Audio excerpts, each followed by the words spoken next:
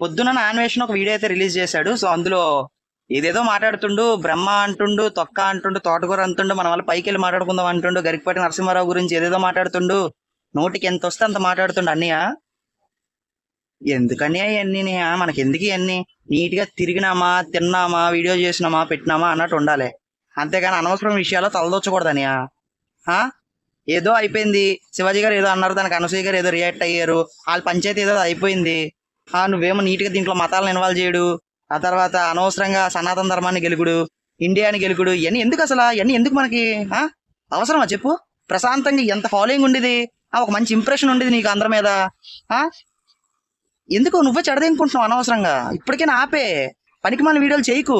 కొన్ని వీడియోలు చేయకుండా ఒక 1 month గ్యాప్ తీసుకొని చేయి. ఎందుకురా బాబు నువ్వు అనవసరంగా ఇప్పటికే దిగిపోయినావు, రోడ్డు మీదకి వచ్చేదాకా ఆపా ఏంటి వీడియోలు? దీని మీద ఏమంటారు కింద కామెంట్ సెక్షన్ లో కామెంట్ చేయండి గైస్. అన్ని మారుతాడా మా అడ్డా?